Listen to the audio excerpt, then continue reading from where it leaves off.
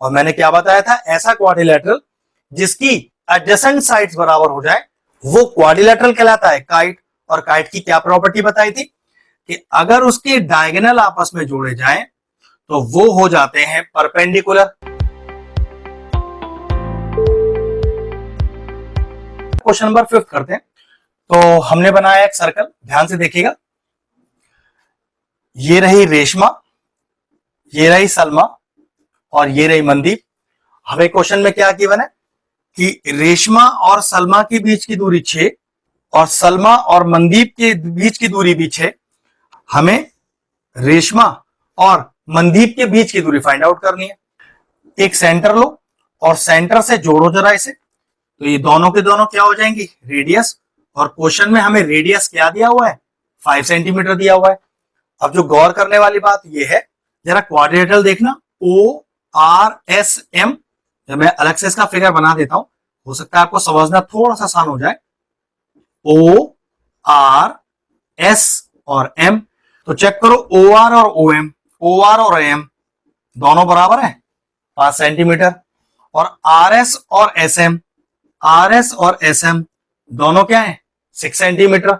और मैंने क्या बताया था, ऐसा क्वाड्रिलेटरल जिसकी एडजेसेंट साइड्स बराबर हो जाए वो क्वाड्रिलेटरल कहलाता है काइट। और काइट की क्या प्रॉपर्टी बताई थी कि अगर उसके डायगोनल आपस में जोड़े जाएं तो वो हो जाते हैं परपेंडिकुलर।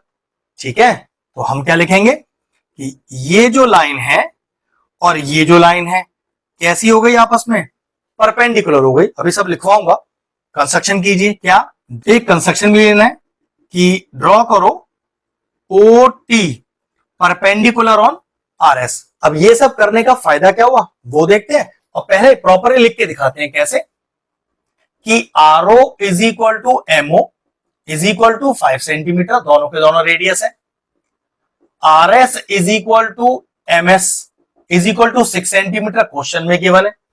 एक ऐसा क्वाड्रिलेटरल जिसकी एडजेसेंट साइड बराबर हो, तो आप कह सकते हो कि RSMO इज अ काइट। और अगर ये काइट है तो इसके डायगोनल आपस में परपेंडिकुलर होंगे। डायगोनल्स परपेंडिकुलर होंगे तो ये एंगल 190 डिग्री हो गया। तो आप लिखोगे diagonals of kite are perpendicular to each other. और अगर परपेंडिकुलर टू ईच अदर है तो एंगल 1 क्या हो गया, एंगल 1 हो गया आपका 90 डिग्री। क्लियर है इतना? देखो इतना अप्रोच अगर समझ में आता है तो अब मुश्किल से 2-4 स्टेप रह गए, मेरा आंसर आ जाएगा। अब मैंने एरिया निकाला ट्राइंगल ORS का, ध्यान से देखो, area of triangle ORS। Check करो ORS का एरिया ये हो सकता है half into base RS into perpendicular OT। लेकिन इस ट्राइंगल का एरिया तो एक और तरीके से भी आ सकता है, वो कैसे देखो, एरिया ऑफ ट्राइंगल ORS। भाई देखना ORS है ना, ये परपेंडिकुलर, नाम दे देते कुछ यहां पर RB परपेंडिकुलर तो हुआ, तो हाफ इंटू बेस, बेस हुआ OS और परपेंडिकुलर क्या हुआ, वो हुआ RB। एक ट्राइंगल के दो एरिया निकाल लिए हमने, वो कैसे, half into base is RS, height is OT। दूसरे तरीके से half into base is OS और हाइट RB। अब चेक करो दोनों एक ही ट्राइंगल के एरिया तो हैं तो बराबर होंगे। इस बात को ऐसे भी समझ सकते हो, दो अलग अलग चीजें एक ही चीज के बराबर हो तो पक्की बात इन्हें कंपेयर किया जा सकता है। तो कर दो compare, compare 1 and 2।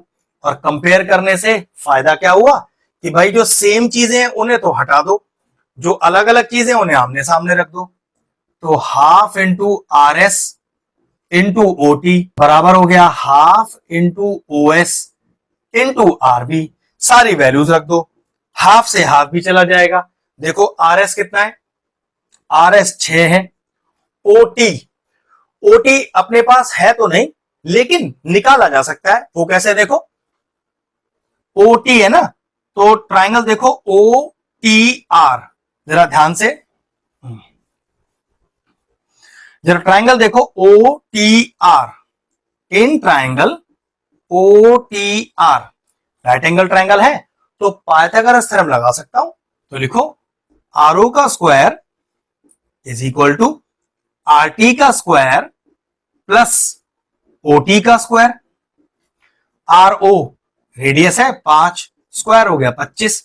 R T, अब देखो आर एस पूरा कॉर्ड है 6 सेंटीमीटर का, ओटी उस पर परपेंडिकुलर है, जो परपेंडिकुलर होता है वो कॉर्ड को 2 बराबर हिस्सों में बांटता है।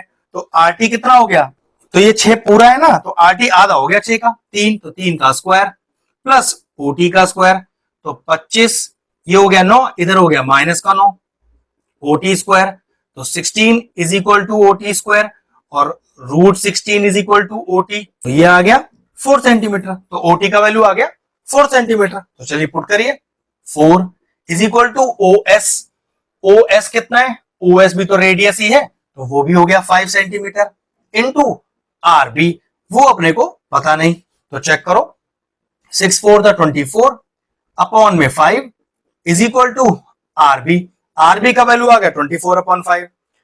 हमें आर एम का वैल्यू चाहिए, ओबी आर एम पर परपेंडिकुलर है, तो जो परपेंडिकुलर होता है वो कॉर्ड को 2 बराबर हिस्सों में बांटता है, तो कह सकते हैं कि आर बी बी एम के बराबर है। तो स्टेप देखिए कैसे लिखेंगे, R M is a chord, बिल्कुल कॉर्ड है, जो ओबी है वो परपेंडिकुलर है आर एम के, ये भी बिल्कुल ठीक।